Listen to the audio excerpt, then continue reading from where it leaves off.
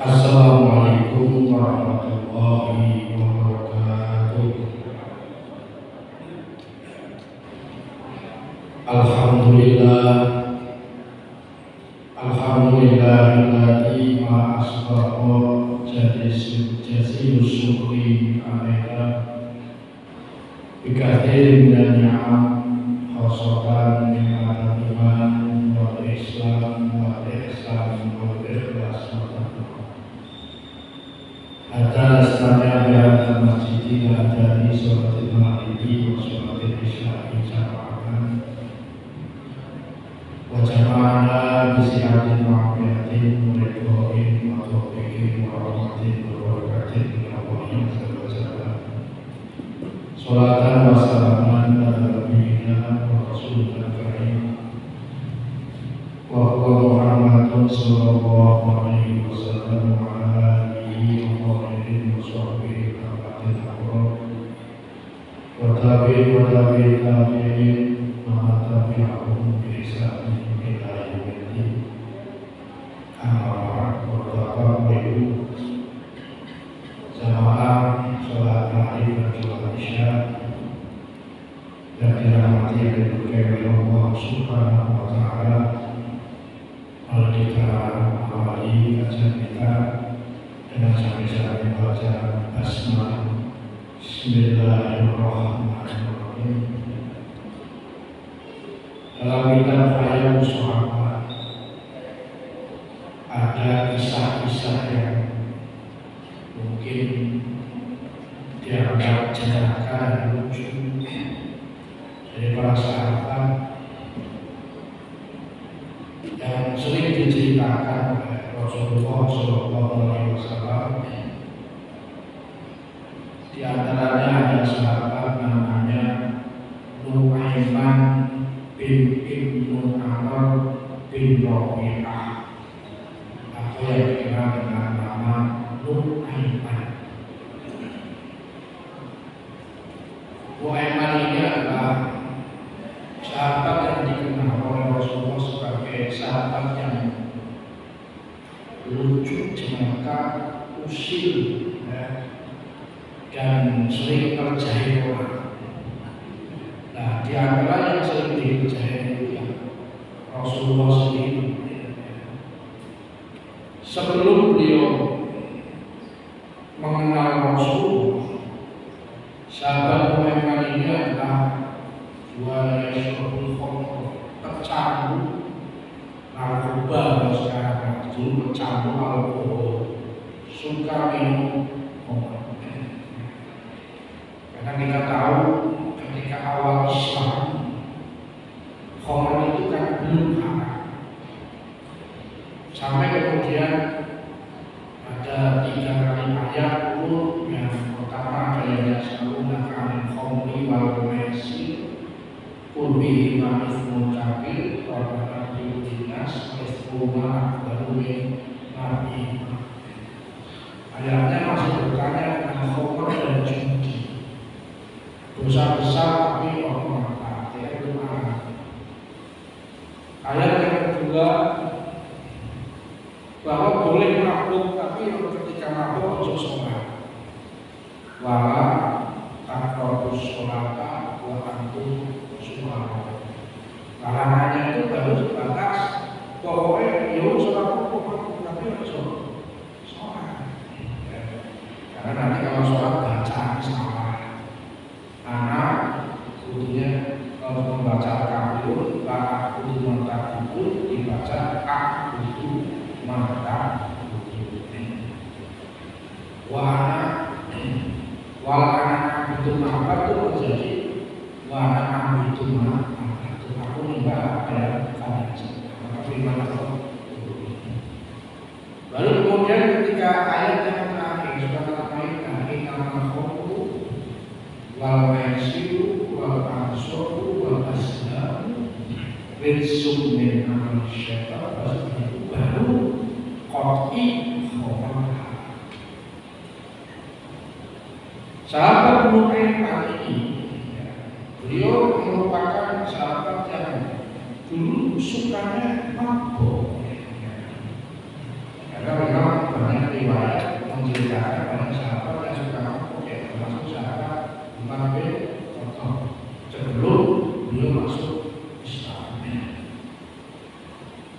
Nah, Nuaiman ini beliau karena ya suka mabuk, kadang beliau sengaja mabuk di depan Rasulullah. Biar apa? Biar supaya Rasulullah menegurnya si Nuaiman. Dan akhirnya memang Nuaiman ini ditegur oleh Rasulullah. Tapi ojo mabuk mereka, mabuk menghilangkan akal, kemaruan akal. Nanti mabuk ini menghabis-habiskan uang dan lain sebagainya. Dan membuat Nuaiman ini senang kalau dinasihati oleh Rasulullah. Nah, suatu hari Nuaiman ini beliau pernah kerjain Rasulullah.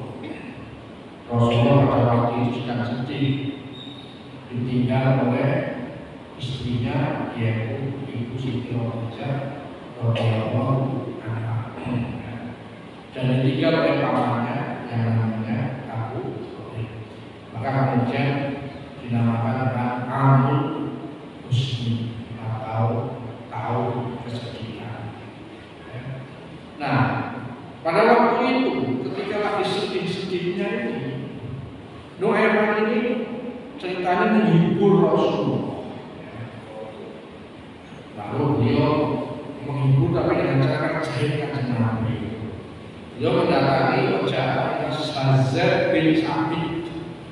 Zaid bin Sabit ini di samping beliau merupakan sahabat yang hafal Quran dan suka menjadi. Nanti suatu saat ketika Rasulullah sudah meninggal di era sama Abu Bakar As-Siddiq, beliau menjadi ketua panitia penulisan Al-Quran. Tapi beliau juga sebagai penjual kambing. Kalau Pak Jamal yang menjual ayam itu pasti belakang jual kambing. Jadi saya bisa ini penjual kambing. Lalu dia pesan kambing. Tolong saya pesan kambing 2. Kata si Nuaiman juga saya bisa siap. Dan dibayar apa? Si bayar Kanjeng Nabi begitu pesan dari Rasul. Padahal si Nuaiman ini, padahal Rasulullah ini tidak pernah pesan kambing. Pokoknya nanti yang membayar Rasulullah kambingnya dibawa aja rumahnya. Dan kemudian si Zaid bin Sabit bawa kambing dibawa kepada Rasulullah. Ini Rasul ada orang pesan kambing, katanya yang membayar sampai. Loh, sopo? Loh kayak si Nuaiman. Dan Rasulullah ini kan isi masa dibalik. Orang yang orang pesan akhirnya apa? Dibayar. Nah, lalu kemudian pernah suatu hari bukan hanya kambing, madu. Rasulullah masih Nuaiman pesan madu. Dia beli madu, ya, lalu bilang, ini saya pesan madu, saya diminta mengambil madu dari siapa? Dari Rasulullah. Jadi banyak yang dikerjain itu. Akhirnya apa? Madu yang diambil sama Nuaiman yang kemudian Kanjeng. Yo, pikir-pikir kayak sahabat yo isengnya ketahuan juga, gitu kan.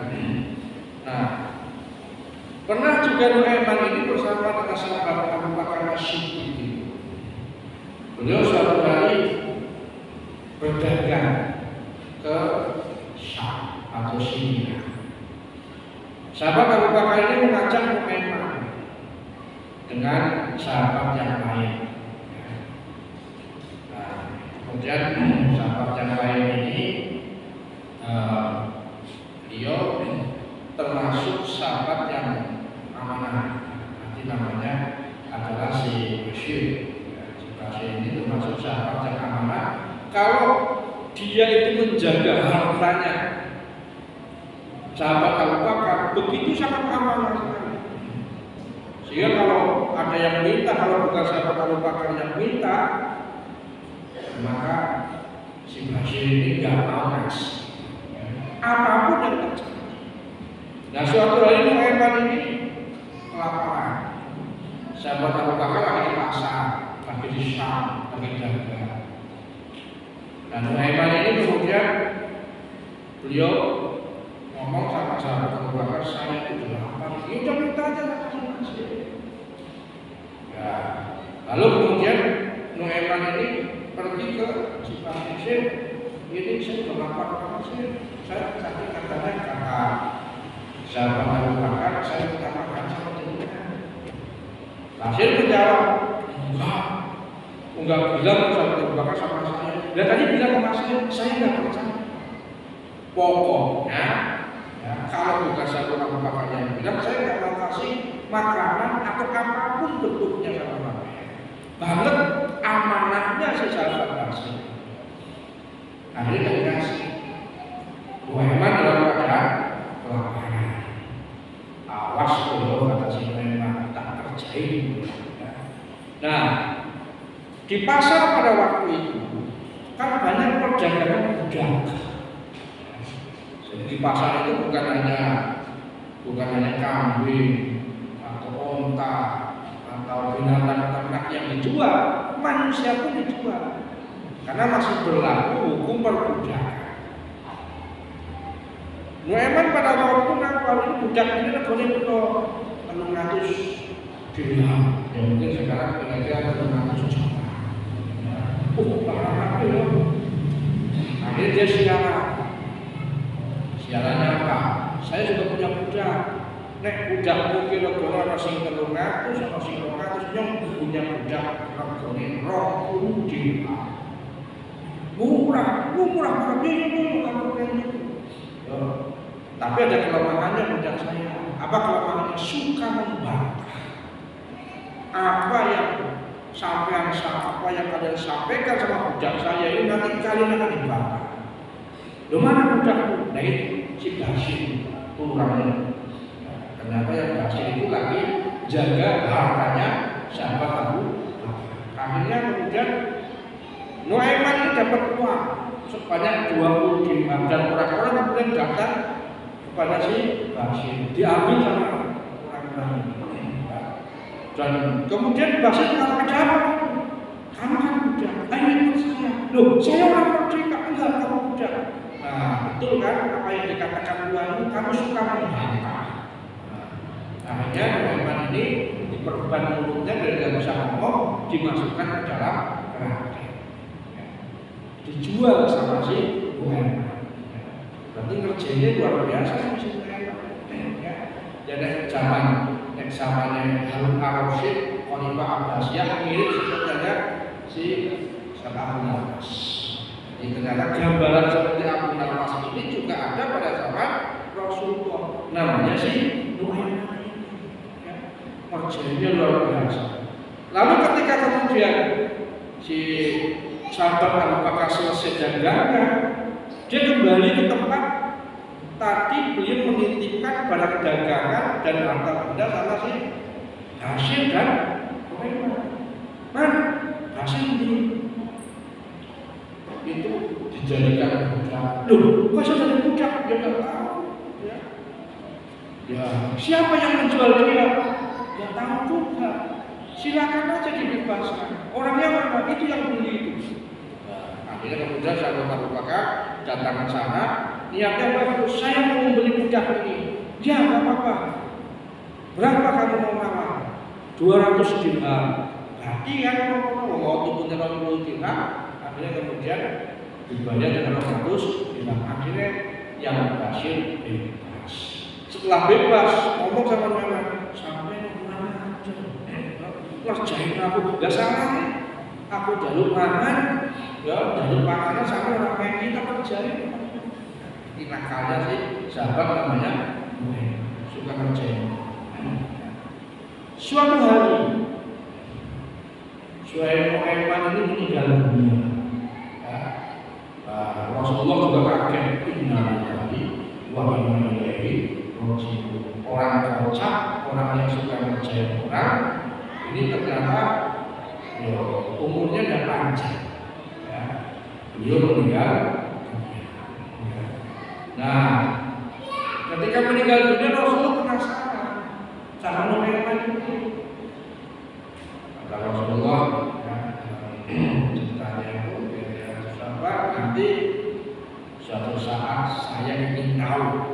Rasulullah kan bisa melihat apa yang terjadi di alam bangsa. Saya ingin tahu apa yang dikatakan malaikat munkar nakir sama Muhammad. mengintip Pak. Ya. Lalu ketika Rasulullah menantang Nuaiman ke Baki, ya, beliau sengaja nggak pulang duluan, mengintip malaikat munkar, apa yang dilakukan malaikat munkar nakir kepada Nuaiman. Ya. Dan Allah mengabulkan doanya Rasulullah. Ngintip. Nah, ketika ngintip, betul Rasulullah belum belajar, malaikat munkar nakir Bang Nuaiman macam Rabbi Allah. Mana bingka kata Nuaiman tuh yang pas sedang ngintip saya. Nah, akhirnya apa? Akhirnya Rasulullah tertawa dan terbahak-bahak. Nanti Rasulullah asam enak dulu sekarang kerjain kok nanti bulan besok kerjain. Jadi ada kisah yang menggelikan bahwa ada sahabat yang polanya itu seperti ada. Nah, ini terjadi di zaman Rasulullah dan Rasulullah kemudian tersenyum karena tersebut. Jadi banyak kisah-kisah yang memang menjadi inspirasi. Oh, ternyata ada sahabat yang cerita yang tinggal yang lucu, tapi ternyata dia adalah orang yang baik. Padahal ibadahnya Nuaiman ini ya nggak maksimal, seperti ada sahabat yang baik. Nah, jadi ini menjadi inspirasi bahwa kita beribadah itu pintu menuju surga itu sebenarnya lebih banyak dibandingkan pintu menuju neraka. Asal kalau kita salah ya kita minta ampun kepada Allah, dan yang kedua kita minta kepada orang lain minta maaf dari apa yang kita lakukan. Makanya kadang-kadang cara kita lakukan penangguh waspadullah dan pun beri maaf kepada mereka dan kemudian berlapang. Sebenarnya Allah mencintai orang-orang yang itu cerita tentang. Kemudian cerita yang kedua, ada kisah sahabat Rasulullah namanya Sa'ban. Sa'ban ini adalah merupakan sahabat yang rajin ibadah kepada Allah Subhanahu wa Ta'ala. Ibarat kata rumahnya beliau itu ada di daerah Batam, tapi sholatnya di masjid Al-Biasa. Karena tuh kalau Batam sholatnya itu melaku, apalagi terjadi pada musim panas. Yang musim panas, yang musim dingin. Tiap hari itu. Sehingga Rasulullah itu selalu melihat Sa'ban ini berada di pojok masjid. Jadi kalau misalnya ke masjid, kami misalnya ini ada di pojok sebelah sana. Pokoknya mesti orang tempat yang itu namanya Sa'ban. Suatu hari Rasul tidak punya Sa'ban. Lalu kemudian bertanya kepada para sahabat, di manakah Sa'ban? Lalu rumahnya di mana? Ada yang bilang di Batam. Dicari oleh Nabi sampai kemudian. Ketika sampai ke Batam, ya ternyata Rasulullah kemudian menanyakan kepada istrinya, kapan bapak suatu itu mana? Sudah meninggal. Kapan? Kemarin sore. Belum meninggal karena sakit. Apa kata-kata terakhirnya suamimu itu ketika meninggal? Beliau selalu mengatakan, aduh, mengapa tidak jauh lagi? Gimana? Layakun abad minum, layakun abad minum, layakun. Kenapa tidak jauh lagi? Kenapa tidak jauh lagi? Jadi ada orang meninggal mengatakan kalimat terakhir itu bukan kalimat la ilaha illallah Muhammadur Rasulullah, tapi mengatakan kalimat yang terakhir adalah kenapa tidak jauh lagi? Kenapa tidak jauh lagi? Kemudian Rasulullah mengatakan itu maksudnya, ya setelah itu Rasul dipertontonkan, ya, dipertontonkan tentang nasibnya si Sa'ban oleh Allah Subhanahu wa Ta'ala bahwa Sya'ban ini dialah bangsa mendapatkan pahalanya itu luar biasa karena berjalan kaki setiap kali waktu sholat dari tempat yang jauh, ya kalau di sana kan masih Nabawi, mungkin jauhnya ya kira-kira sini ke Batak gitu, dengan berjalan kaki yang sangat luar biasa dan diberikan surga yang luar biasa juga, nikmat yang luar biasa. Dan Sya'ban itu ternyata ketika menjelang wafatnya oleh Allah Subhanahu wa Ta'ala melalui malaikat ini dikasih tahu, ini loh, kalau kamu lebih jauh lagi rumahmu dari tempatmu, dari Masjid Nabawi, nikmatnya lebih besar lagi, ya. Dan ini nikmatnya dari Batam ini gak ada seberapanya. Coba kalau lebih jauh lagi rumahmu itu, misalkan di Kendal. Nah, disitulah si Nu'man ini ketika meninggalnya dikasih gambaran seperti itu, dia mengatakan, kenapa tidak lebih jauh lagi? Kenapa tidak jauh lagi? Kenapa? Pahala yang begitu sangat luar biasa. Makanya kalau kemudian kita itu berjamaah komayaduk ini jangan. Makanya kan dalam hadis itu kan kalau khotob, siapa yang melangkah, ya, bila sabilillah itu berjalan di jalan Allah di masjid di mana itu, setiap langkahnya itu mengandung berapa kali pahala, berapa ribu langkah. Kalau lebih jauh lagi pahalanya yang lebih jauh lagi. Makanya kan kita mikir, wah pintu surga kan lebih banyak ya. Apalagi kalau dikaitkan dengan hadis Rasulullah, ya.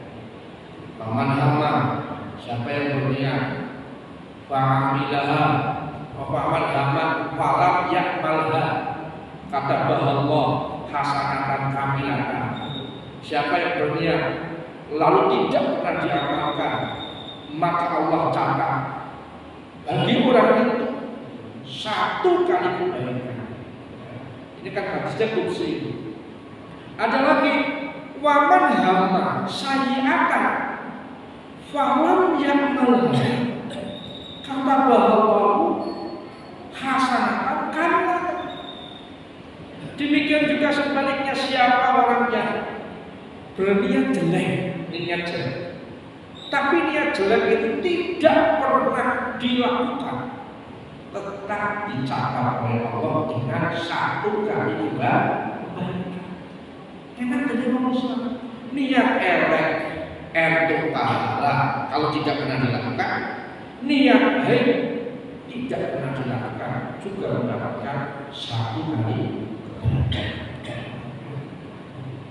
Makanya Imam At-Tabari, Imam At-Tabrani mengatakan bahwa yang namanya amal baik itu ada amalun fa'amalu bimislihi, amal perbuatan yang Allah balas dengan yang sepadan atau satu kali kebaikan. Contohnya apa? Ya tadi, niat baik tidak pernah dilaksanakan, pahalanya satu. Niat jelek lalu tidak dilaksanakan, pahalanya satu. Niat jelek tapi dilaksanakan, dosanya satu. Niat baik dilaksanakan, pahalanya macam-macam. Ada yang 10 kali lipat, asyur at-afir, ada yang 700 kali lipat, ada yang berlipat-lipat. Apa itu? Ya 10 kali lipat, ya macam-macam.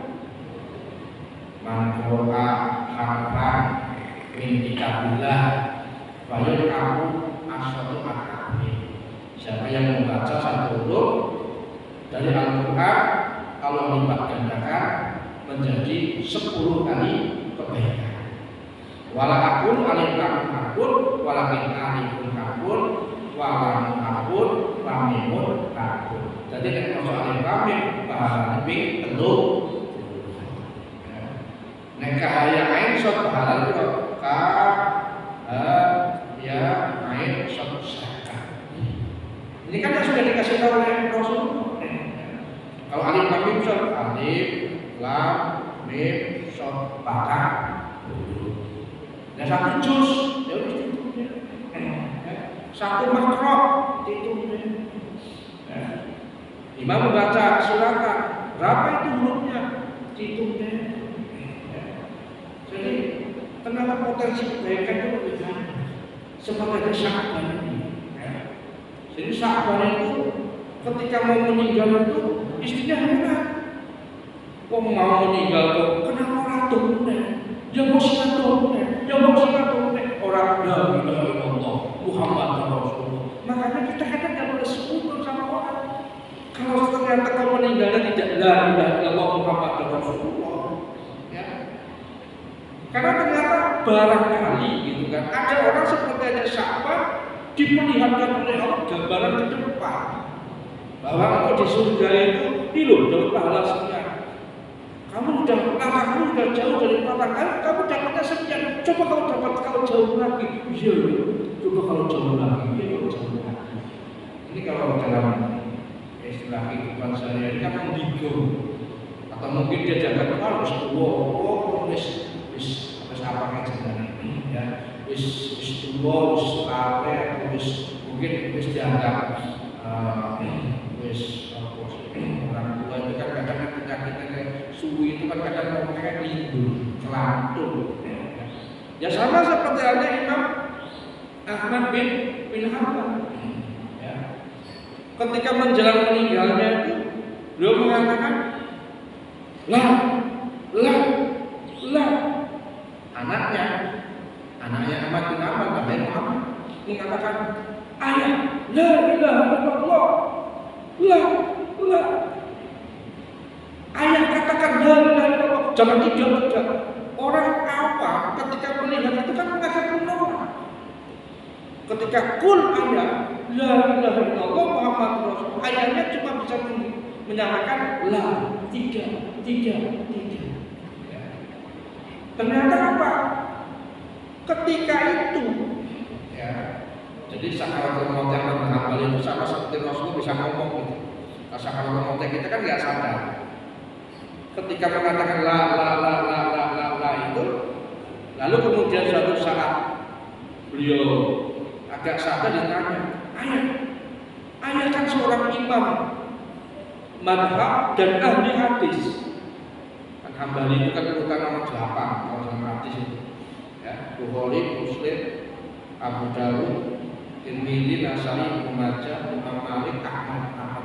Kenapa ayah mengatakan la ya? Tiba-tiba ada setan mijitin kakinya ayah. Ya. Lalu diminta untuk mengikuti setan. Ikutilah aku,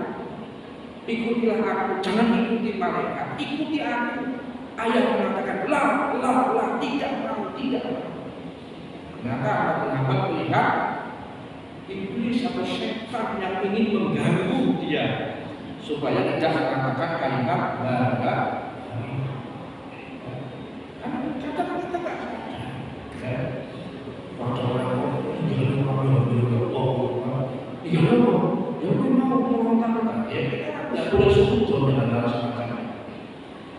Fakta membuktikan dalam sahabat ada Sya'ban. Ya. Ketika meninggalnya beliau mengatakan, mengapa tidak lebih jauh? Mengapa tidak? Gimana yang apa? Lalu kemudian beliau mengatakan, di mana yakun asdaq? Kenapa tidak yang lebih baik? Apa ini? Lalu kemudian istrinya bertanya kepada Rasulullah, ya Rasulullah, kenapa suami saya ketika meninggalnya saudara mengatakan kenapa tidak lebih baik? Ternyata Rasulullah menjawab, ya, suamimu dikasih gambaran oleh Allah melalui malaikatnya itu bahwa dia memakai pakaian yang baru tapi tidak yang paling baru. Sudah memakai pakaian yang bagus ketika menuju ke masjid. Tapi dikasih pakaian yang bagus, kamu sudah punya sekian. Coba kalau kamu memakai pakaian yang lebih bagus lagi, ini loh ganjaran surga. Kalau menuju ke masjid. Berarti kan Sya'ban ini mengamalkan sabda Rasulullah wa zayyinu ya, hiasilah kalian ya ketika datang ke dalam masjid. Ya. Kalau dalam Al-Quran namanya khudhu ya bani Adam khudhu zinatakum inda kulli masjid. Manusia, hendaklah kalian memakai pakaian yang terbaik ketika menuju ke masjid. Kalau dalam hati kita khudhu zinatakum inda kulli masjid itu yang dimaksud adalah pakaian yang terbaik. Dan pakaian yang terbaik versi kita manusia ya silahkan. Padahal si Sya'ban ini punya pakaian yang baru yang selalu bersih, tapi ternyata ada pakaian yang lebih baru lagi yang hanya dipakai ketika mungkin jalan-jalan. Tapi kenapa ke masjid saya hanya pakaian yang biasanya? Nah, ini juga menjadi ajaran moral buat kita itu. Karena ke masjid ini ya tidak sama pakaian ke masjid, pakaian ke mana? Mungkin kantor, mungkin pasar, ya beda. Sarung sing sarung sing masjid, sarung sing pasar, sarung sing beda. Nah, ini cerita tentang sabar. Ya. Jadi di sini kadang ada beberapa rahasia-rahasia yang Allah sampaikan ya, kepada kita semua. Ya. Dan juga apa yang dikatakan oleh Sya'ban terbaik. Dimana layak ukur? Ya. Jadi kenapa enggak semuanya? Kenapa enggak semuanya? Ya. Kenapa begitu? Ternyata ketika beliau berjalan dari rumah sudah memakai pakaian yang baru, tapi bukan yang paling baru. Dia membawa roti. Ketika di jalan itu ada pengemis kelaparan, dibawa roti satu. Diambil sepotong, masih belum makan, diambil. Ketika itu dimakan oleh pengemis itu, ya. Dan ketika beliau menjelang meninggalnya itu dikasih gambaran juga pahala. Ini loh, kalau kamu memberikan semua roti, ini pahalanya semua. Tapi kamu kan hanya memberikan sepotongnya saja, maka pahalanya berkurang. Sehingga Sya'ban itu ada mengatakan, oh iya kenapa orang kabeh wingi roti tak weke makan. Wingi roti tak weke pengemis kabeh. Kenapa hanya separuh? Kenapa tidak semuanya? Jadi itulah rahasia yang diungkapkan oleh Rasulullah kepada istrinya si Sya'ban. Istri Sya'ban kemudian merasa apa? Senang. Alhamdulillah. Tak kira bojoku mati syukur roti. Ya, dikira matine ya kenapa ora kabeh ya mengucapkan kenapa ora luwih adoh, kenapa ora luwih anyar meneh, kan lucu. Di mana ya yang lebih baik, di mana ya ukur. Ternyata begitu ceritanya. Jadi kadang ini gambaran kehidupan. Makanya kita ini na'budu ilallah azza wa jalla itu kita bersyukur semua ibadah kita ini diterima oleh Allah Subhanahu wa ta'ala. Daripada beberapa orang ngaji, yang penting ngaji, daripada tidak sama sekali, atau daripada kita yang seperti ada daripada malam peliharaan yang jelas yang penting tidur. Tidur itu sebagai ibadah. Ya. Sholat, karena orang sholat orang khusyuk, pikirannya kemana-mana. Yang penting daripada kemana-mana nggak pernah sholat lagi. Karena kita itu beribadah itu yang maksimalis, oke, yang minimalis lah seperti ini.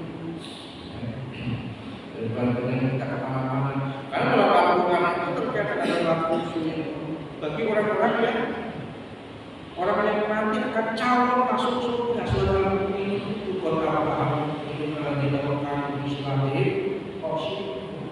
Kan dalam ayat yang keberapa itu 8 alladzina yarisuna fil daus hum fiha. Saya sudah ya. Ya mungkin kalau sudah bisa kita tutup dengan sama-sama baca doa Al-Qur'an majlis. Subhanallahumma wa bihamdika asyhadu an la ilaha illa anta astaghfiruka